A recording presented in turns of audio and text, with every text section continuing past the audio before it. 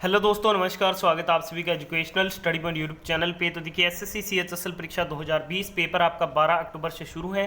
Last 2 दिन बचे हैं आपकी परीक्षा में। तो आज की इस वीडियो में हम सीएचएसएल परीक्षा के लिए टॉप 100 स्टैटिक जीके क्वेश्चन का पार्ट 1 कवर करेंगे। ये ऐसे 100 स्टैटिक जीके के क्वेश्चन है जो सीएचएसएल परीक्षा में बार बार पूछे जाते हैं। पेपर में यहाँ से पक्का डेफिनेटली क्वेश्चन पूछे जाने की पूर्णतः संभावना है। तो जिनकी भी सीएचएसएल परीक्षा शुरू है 12 अक्टूबर से, वो सभी साथी इस वीडियो को पूरे ध्यान से जरूर देखिएगा। तो चलिए आज की इस वीडियो को अपने शुरू करते हैं।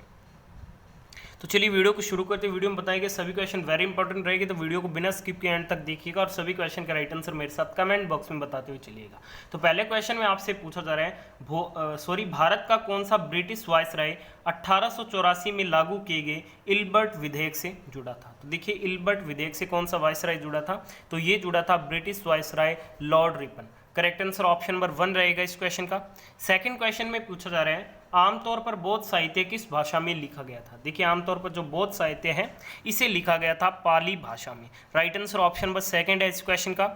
अगले क्वेश्चन में आपसे पूछा जा रहा है बंगाल के क्षेत्र में निम्नलिखित में से कौन सा विद्रोह है या फिर आंदोलन जो है वो नहीं घटित हुआ। तो कौन सा इनमें से नहीं घटित हुआ था, तो ये नहीं घटित हुआ था बघेरा विद्रोह। अन्य जो तीनों विद्रोह हैं ये क्या है, ये बंगाल के क्षेत्र में घटित हुए थे। नेक्स्ट क्वेश्चन में आपसे पूछा जा रहा है निम्नलिखित में से कौन सा तत्व कालीबंगा से पुरातात्विक अवशेषों के रूप में नहीं मिला था। तो कौन सा नहीं मिला था, तो ये नहीं मिला था युगल समाधि, काली चूड़ियां, अग्निकुंड, बोया हुआ खेत, ये कालीबंगा से पुरातात्विक अवशेषों के रूप में मिले थे। नेक्स्ट क्वेश्चन में पूछा जा रहा है बक्सर की लड़ाई में अंग्रेजी सेना का नेतृत्व किसने किया था। तो देखिए बक्सर की लड़ाई में अंग्रेजी सेना का जो नेतृत्व है वो हेक्टर मुनरो के द्वारा किया गया था। 3rd नंबर ऑप्शन इस क्वेश्चन का राइट आंसर रहेगा। अगले क्वेश्चन में पूछा जा रहा है भारत में मुस्लिम शक्ति की नींव रखने वाला युद्ध कौन सा था। तो भारत में मुस्लिम शक्ति की जो नींव रखने वाला युद्ध था ये था the second battle of Tarain, यानी कि जो तराइन का द्वितीय युद्ध था। राइट आंसर ऑप्शन नंबर 2 है इस क्वेश्चन का। अगले क्वेश्चन में पूछा जा रहा है उत्तर पश्चिम में चंद्रगुप्त मौर्य के साम्राज्य का विस्तार कहां तक हुआ। देखिए दोस्तों उत्तर पश्चिम में चंद्रगुप्त मौर्य के जो साम्राज्य का विस्तार है ये हिंदूकुश रेंज यानी कि हिंदूकुश श्रेणी तक हुआ था। ऑप्शन नंबर 4 इस क्वेश्चन का बिल्कुल राइट आंसर रहेगा। अगले क्वेश्चन में पूछा जा रहा है ताजमहल के वास्तुकार कौन थे, आर्किटेक्ट ऑफ ताजमहल, तो कौन थे, तो ये थे ऑप्शन नंबर 1 उस्ताद अहमद लाहौरी जी। बढ़ते हैं अगले क्वेश्चन की तरफ। नेक्स्ट क्वेश्चन में पूछा जा रहा है जुगंतर के पहले संपादक कौन थे, who was the first editor of the Jugantar, तो कौन थे इसके फर्स्ट एडिटर यानी कि पहले संपादक, तो ये थे Bhupendra Nath Datta ji. Right answer for this question option number 4 रहेगा। नेक्स्ट क्वेश्चन में पूछा जा रहा है ब्रिटिश ईस्ट इंडिया कंपनी ने डैश में पुर्तगालियों को हराया। तो देखिए ब्रिटिश ईस्ट इंडिया कंपनी के द्वारा सुवाली की लड़ाई में यानी कि बैटल ऑफ सुवाली में पुर्तगालियों को हराया गया था। ऑप्शन नंबर 3 इस क्वेश्चन का राइट आंसर रहेगा। नेक्स्ट क्वेश्चन में पूछा जा रहा है अफीम युद्ध अंग्रेजों और किसके बीच लड़ा गया। तो देखिए जो अफीम युद्ध है ये अंग्रेजों और चीन के बीच में लड़ा गया था। 2nd नंबर ऑप्शन इस क्वेश्चन का बिल्कुल राइट आंसर है। नेक्स्ट क्वेश्चन में आपसे पूछा जा रहा है अनुच्छेद 28 को कितने प्रकार के शिक्षण संस्थानों द्वारा मान्यता प्राप्त है। तो देखिए अनुच्छेद 28 को ऑप्शन नंबर 2 4 प्रकार के शिक्षण संस्थानों के द्वारा क्या है, मान्यता प्राप्त है। नेक्स्ट क्वेश्चन में आपसे पूछा जा रहा है सर थॉमस रो ने इंग्लैंड के राजा के राजदूत के रूप में मुगल शासक डैश के दरबार का दौरा किया। तो इन्होंने किसके दरबार का दौरा किया था, तो इन्होंने जो दौरा किया था वो किया था जहांगीर के दरबार का। राइट आंसर ऑप्शन नंबर 4 रहेगा इस क्वेश्चन का। नेक्स्ट क्वेश्चन में आपसे पूछा जा रहा है टीपू सुल्तान और ब्रिटिश ईस्ट इंडिया कंपनी ने मंगलोर की संधि पर वर्ष कब में हस्ताक्षर किए थे। तो टीपू सुल्तान और ब्रिटिश ईस्ट इंडिया कंपनी के द्वारा जो मंगलोर की संधि थी इस पर हस्ताक्षर किए गए थे वर्ष 1784 में। राइट आंसर ऑप्शन नंबर 4 रहेगा इस क्वेश्चन का। नेक्स्ट क्वेश्चन में पूछा जा रहा है गारमनी अभ्यारण्य स्थित है, गारमनी सेंचुरी इज लोकेटेड एट, तो कहाँ पे स्थित है, तो ये स्थित है दीफू असम में। राइट आंसर ऑप्शन नंबर 2 है इस क्वेश्चन का। अगले क्वेश्चन में आपसे पूछा जा रहा है भारत की भूभाग का कुल क्षेत्रफल कितने वर्ग किलोमीटर है। तो ये कितने वर्ग किलोमीटर है, देखिए इस क्वेश्चन का जो राइट आंसर है वो रहेगा option number 3.28 million square kilometre है। अगले क्वेश्चन में पूछा जा रहा है मिथुन एक मवेशी की नस्ल है जो कहाँ पे पाई जाती है। देखिए मिथुन जो है एक मवेशी की नस्ल है, ये पाई जाती है भारत के अरुणाचल प्रदेश राज्य में। ऑप्शन नंबर 1 इस क्वेश्चन का राइट आंसर है। अगले क्वेश्चन में आपसे पूछा जा रहा है ओटम थुलाल एक पारंपरिक नृत्य रूप है जो किस राज्य में लोकप्रिय है? तो ये किस राज्य का ट्रेडिशनल डांस फॉर्म है? तो ये है ऑप्शन नंबर सेकंड, केरल राज्य का। बढ़ते हैं अगले क्वेश्चन की तरफ। नेक्स्ट क्वेश्चन में पूछा जा रहा है वालियार बांध केरल के किस जिले में स्थित है? देखिए जो वालियार बांध है ये स्थित है केरल के पलक्कड़ जिले में। ऑप्शन नंबर सेकंड इस क्वेश्चन का बिल्कुल राइट आंसर है। नेक्स्ट क्वेश्चन में आपसे पूछा जा रहा है केरल के निम्नलिखित कला रूपों में से कौन मानवता की अमूर्त सांस्कृतिक विरासत की यूनेस्को सूची में से है? तो इनमें से कौन सा यूनेस्को की सूची में है? तो ये है ऑप्शन नंबर सेकंड, कुटियाट्टम। बढ़ते हैं अगले क्वेश्चन की तरफ। नेक्स्ट क्वेश्चन में पूछा जा रहा है भूपेन हजारिका सेतु को ढोला सदिया ब्रिज भी कहा जाता है जो असम और डैश को जोड़ता है। तो देखिए ये जो भूपेन हजारिका सेतु है जिसे ढोला सदिया ब्रिज भी कहा जाता है, ये असम और अरुणाचल प्रदेश को जोड़ता है। Right answer for this question option number 1 है।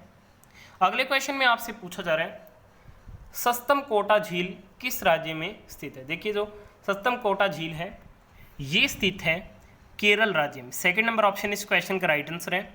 अगले क्वेश्चन में आपसे पूछा जा रहा है बुमचू भारतीय राज्य में मनाया जाने वाला एक अनूठा सांस्कृतिक त्यौहार है।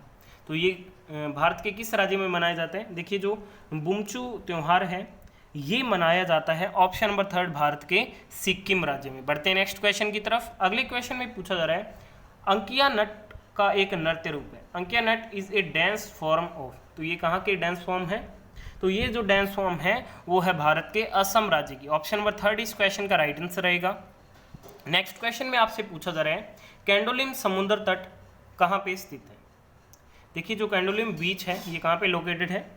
तो ये स्थित है गोवा में। राइट आंसर ऑप्शन नंबर 2 है इस क्वेश्चन का।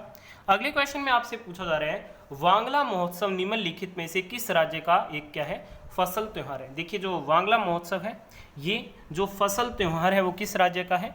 तो ये है भारत के मेघालय राज्य का। राइट आंसर ऑप्शन नंबर 3 रहेगा इस क्वेश्चन का। नेक्स्ट क्वेश्चन में आपसे पूछा जा रहा है संसद के 2 सत्रों के बीच अंतराल की अधिकतम अवधि क्या है? तो आपको क्वेश्चन में बताना है संसद के 2 सत्रों के बीच जो अंतराल की अधिकतम अवधि होती है वो कितनी होती है? तो इसमें जो अंतराल की अधिकतम अवधि हो सकती है वो 6 महीने की हो सकती है। राइट आंसर ऑप्शन नंबर 3 रहेगा इस क्वेश्चन का। अगले क्वेश्चन में पूछा जा रहा है नीचे दिए गए कुछ प्रसिद्ध दर्रे भारत और राज्यों में पाए जाते हैं जिनमें वे स्थित है, उस विकल्प का चयन करें जिसमें क्या है गलत जोड़ी आपको दी गई है। आपको ऑप्शन दिए गए हैं। तो इस क्वेश्चन का जो राइट आंसर है वो रहेगा ऑप्शन नंबर 2 दीफूदरा उत्तराखंड। ये कहाँ पे स्थित है? तो दीफूदरा अरुणाचल प्रदेश में स्थित है। अन्य तीनों बिल्कुल सही सम्मिलित है। एक बार रीड कर लीजिए क्वेश्चन को। अगला क्वेश्चन है निम्नलिखित नदियों में कौन नर्मदा नदी की सहायक नदी नहीं है? तो आपको बताना है दिए गए नदियों में से कौन सी जो है वो नर्मदा नदी की सहायक नदी नहीं है। तो देखिए जो आनेर है वो क्या है? नर्मदा नदी की सहायक नदी नहीं है। उपयोग जो तीनों आपको दी गई है वो नर्मदा नदी की सहायक नदियां हैं। नेक्स्ट क्वेश्चन में पूछा जा रहा है वंसदा राष्ट्रीय पार्क कहाँ स्थित है? Vansda national park is located in which state? तो ये कहाँ पे स्थित है? तो ये भारत के गुजरात राज्य में स्थित है। करेक्ट आंसर ऑप्शन नंबर 1 रहेगा इस क्वेश्चन का। अगले क्वेश्चन में पूछा जा रहा है नागालैंड वर्ष में एक अलग राज्य के रूप में बनाया गया था। Nagaland was created as a separate state in the year. तो इसे किस वर्ष में एक अलग राज्य के रूप में बनाया गया था? तो ये बनाया गया था 1963 में। राइट आंसर ऑप्शन नंबर 4 रहेगा इस क्वेश्चन का। अगले क्वेश्चन में आपसे पूछा जा रहा है भारतीय संसद प्रणाली किस मॉडल पर आधारित है? देखिए जो भारतीय संसद प्रणाली है ये किस मॉडल पर आधारित है? तो ये वेस्टमिंस्टर मॉडल पर आधारित है। राइट आंसर ऑप्शन 1 रहेगा इस क्वेश्चन का। नेक्स्ट क्वेश्चन में आपसे पूछा जा रहा है किस संशोधन के तहत राष्ट्रपति को मंत्री परिषद द्वारा दी गई सलाह के अनुसार कार्य करना आवश्यक बनाया गया है? तो ये किस संशोधन के तहत बनाया गया है? तो ये बनाया गया है 1976 के 42वें संविधान संशोधन के अंतर्गत। राइट आंसर ऑप्शन नंबर 1 रहेगा इस क्वेश्चन का। अगले क्वेश्चन में आपसे पूछा जा रहा है भारत के संविधान के निम्नलिखित अनुच्छेद में से कौन भारत के राष्ट्रपति को क्षमा प्रदान करने के लिए सौंपता है? तो ये कौन से अनुच्छेद के अंतर्गत आता है? तो ये आता है आर्टिकल 72 यानी कि अनुच्छेद 72 के तहत राष्ट्रपति के पास ये शक्ति क्या है होती है। अगले क्वेश्चन में आपसे पूछा जा रहा है अनुच्छेद 74 और 78 निम्नलिखित में से किससे संबंधित है? देखिए जो आर्टिकल 74 है और आर्टिकल जो 78 है ये संबंधित है प्रधानमंत्री और राष्ट्रपति के बीच संबंध से, यानी कि relation between prime minister and president से संबंधित हैं ये दोनों अनुच्छेद। अगला क्वेश्चन है भारत के निम्नलिखित राष्ट्रपति में से कौन व्यक्ति केवल निर्विरोध चुने जाने वाले व्यक्ति थे? तो निर्विरोध जाने वाले कौन थे राष्ट्रपति? तो ये थे option number third, sixth president. अब आपको बताना है सिक्स्थ प्रेसिडेंट कौन थे। बढ़ते नेक्स्ट क्वेश्चन की तरफ। अगले क्वेश्चन में पूछा जा रहा है भारत के निम्नलिखित में से किस राष्ट्रपति का कार्यकाल सबसे कम था? तो देखिए जो सबसे कम कार्यकाल था ये था जाकिर हुसैन जी का। Right answer option number second है इस क्वेश्चन का। अगले क्वेश्चन में पूछा जा रहा है प्रोग्रेशन क्या है? What is progression? तो right answer option number second है इस क्वेश्चन का। टर्मिनेशन ऑफ ए सेशन यानी कि एक सत्र की समाप्ति क्या है? प्रोग्रेशन है। अगले क्वेश्चन में आपसे पूछा जा रहा है Jawaharlal Nehru centre for advance scientific research के वैज्ञानिकों ने बर्बेरिन आधारित डैश और अवरोधक विकसित किया है। तो ये विकसित किया गया अल्जाइमर, बर्बेरिन आधारित अल्जाइमर और अवरोधक क्या है? विकसित किया गया है Jawaharlal Nehru centre for advance scientific research के वैज्ञानिकों के द्वारा। अगला क्वेश्चन में पूछा जा रहा है उस व्यक्ति का नाम बताइए जिसने हाल ही में भारत के केंद्रीय सतर्कता आयुक्त के रूप में शपथ ली है। तो भारत के केंद्रीय सतर्कता आयुक्त के रूप में जो शपथ ली गई है वो ली गई है संजय कोठारी के द्वारा। Right answer option number third रहेगा इस क्वेश्चन का। अगले क्वेश्चन में पूछा जा रहा है किस राज्य सरकार ने हाल ही में खोंगजोम युद्ध स्मारक परिसर थोम्बल में खोंगजोम दिवस मनाया है? तो ये किस राज्य सरकार के द्वारा मनाया गया है? तो ये मनाया गया मणिपुर राज्य सरकार के द्वारा। अगले क्वेश्चन में आपसे पूछा जा रहा है कला के विकास, प्रसार और आनंद को बढ़ावा देने के लिए विश्व कला दिवस प्रतिवर्ष विश्व स्तर पर किस दिन मनाया जाता है? देखिए जो विश्व कला दिवस है ये जो विश्व स्तर पर मनाया जाता है ये मनाया जाता है 15 अप्रैल को। राइट आंसर ऑप्शन नंबर 1 रहेगा इस क्वेश्चन का। नेक्स्ट क्वेश्चन है मणिपुर की राज्यों के समूह के साथ मणिपुर की राज्यों के समूह के साथ जो सामान्य सीमाएं हैं वो किस किस की लगती हैं? तो ये लगती है option number third Nagaland, Assam और मिजोरम की। नेक्स्ट क्वेश्चन में पूछा जा रहा है निम्नलिखित राज्यों में से कौन सा अन्य राज्यों की अधिकतम संख्या के साथ सामान्य सीमाएं साझा करता है? तो कौन सा करता है? तो ये करता है छत्तीसगढ़ राज्य। Right answer option number third है। अगले क्वेश्चन में पूछा जा रहा है भारत में निम्नलिखित में से कौन सा स्थान कर्क रेखा के सबसे नजदीक है? तो कौन सा जो स्थान है वो कर्क रेखा के सबसे नजदीक है? तो ये है Aizawl. Right answer option number 1 रहेगा इस क्वेश्चन का। अगले क्वेश्चन में पूछा जा रहा है भारत के निम्नलिखित भागों में से कौन भूकंप जोन 5 के अंतर्गत आता है? तो कौन सा भाग आता है? तो ये आता है उत्तर पूर्वी क्षेत्र। ऑप्शन नंबर 4 राइट आंसर इस क्वेश्चन का। नेक्स्ट क्वेश्चन में पूछा जा रहा है निम्न पहाड़ियों का वेलिकोडा समूह है इसका एक संरचनात्मक हिस्सा है। तो किसका है? तो ये है ऑप्शन नंबर 3 पूर्वी घाट का। नेक्स्ट क्वेश्चन में पूछा जा रहा है निम्नलिखित में से किस शहर को भारत का शून्य मील केंद्र कहा जाता है? तो भारत का जो शून्य मील केंद्र कहा जाता है ये नागपुर को कहा जाता है। अगला क्वेश्चन है भारत के कितने राज्य तटीय हैं? तो भारत के तटीय राज्यों की संख्या है 9। अगले क्वेश्चन आपके सामने पुडुचेरी के केंद्र शासित प्रदेश में एक आम सीमा नहीं है। The union territory of Puducherry does not have a common boundary with. तो किसके साथ नहीं है? तो ये नहीं है कर्नाटक के साथ। राइट आंसर ऑप्शन नंबर 3 रहेगा इस क्वेश्चन का। अगले क्वेश्चन में पूछा जा रहा है सिंटेक्सियल बैंड निम्नलिखित में से किसकी विशेषता है? तो ये किसकी विशेषता है? तो ये हिमालय की विशेषता है। अगले क्वेश्चन में पूछा जा रहा है कश्मीर और कन्याकुमारी में सबसे उत्तरी बिंदु के बीच की दूरी कितनी है? तो इसकी जो बीच की दूरी है ये 30 डिग्री लैटिट्यूड है। अगला क्वेश्चन आपके सामने हिमालय लगभग किलोमीटर चौड़ा है। तो ये लगभग कितने किलोमीटर चौड़ा है? तो ये है अप्रोक्सीमेटली 150 से 400 किलोमीटर। अगले क्वेश्चन में पूछा जा रहा है निर्विवाद भारतीय क्षेत्र में निम्न में से कौन सबसे ऊंची चोटी है? Which of the following is the highest peak in undisputed Indian territory? तो कौन सी है इनमें से? तो ये है Kanchenjunga. Right answer option number 2 रहेगा इस क्वेश्चन का।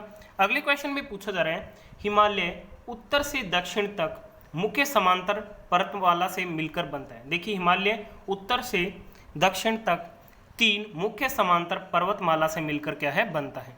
नेक्स्ट क्वेश्चन में पूछा जा रहा है शिव समुद्रम जलप्रपात किस नदी के किनारे पाया जाता है? तो ये पाया जाता है कावेरी नदी के किनारे।